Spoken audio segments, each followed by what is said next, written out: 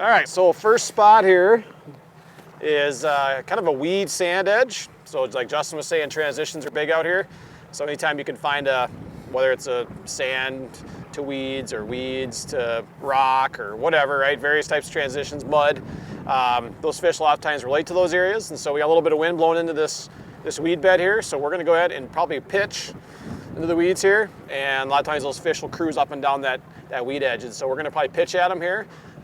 This also would be a spot you can lindy rig. So if you pull on some of these transition areas like a weed line or a rock edge, you can lindy rig and pull, this time of year, a leech or a crawler would be a great tactic. But we're gonna probably fish pretty aggressively to start and throw some different things at them. So let's see what we can do here.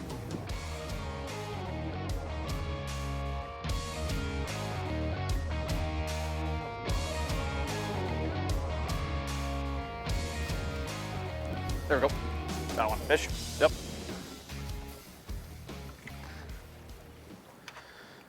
Hooked up.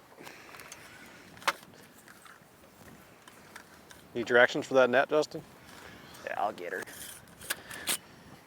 Jeez. Got her? Yep. Oh, just... Might have to Kevin Van Dam this one. Lipper? Come on, let's go. We gotta get this one in the boat here. Well, there we go. Let's grab this one out of the net here. I got her, Justin. Okay. What the fuck? Kind of a chunky Lake Vermilion walleye there. Like I said, the jig and the crawler, which has kind of become a favorite of mine come summer months. Chowed that one. What was actually interesting about that one, so I like to use braid because it's probably about 20 incher. Perky, look at that thing. Oh, nice and perky for the camera, but I like to use braid out here, especially just from a presentation technique. I'm gonna go ahead and put this one back and we'll talk about that a little bit.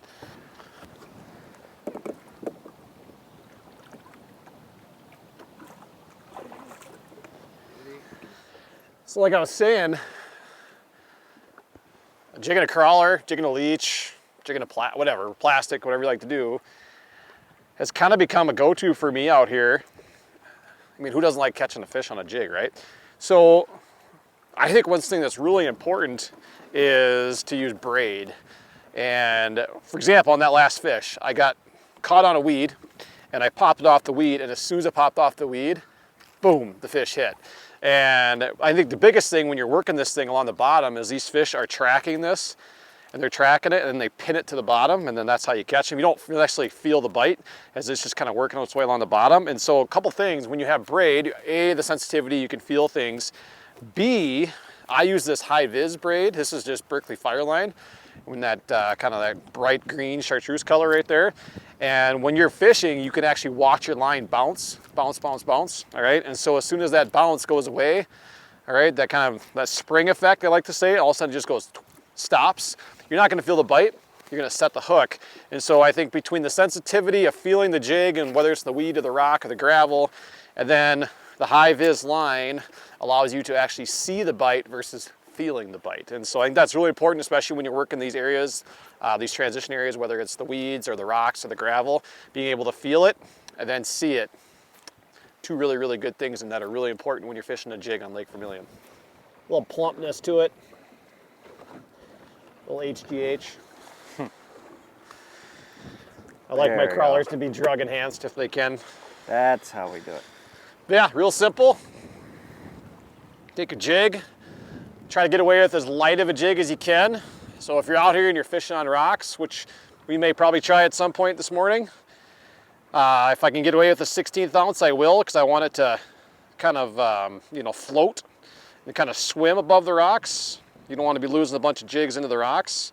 Otherwise, an 1/8 ounce jig works perfect in most instances. All you do is just thread that crawler right up the shank. A lot of times you want to try to use a jig that's got that, kind of hook keeper on there for your plastic, and you just string it right up on there. And as one of our former guides, Logan, used to call it the creepy crawler technique. Just creep it along the bottom. Walleye sees it, follows it, pins it. Here we go. Set the hook. Put them in the net. Another good one. That one's a little bit bigger than the last one, probably 23. Not a giant, but you know, if you're coming up to Vermilion, they all fight hard.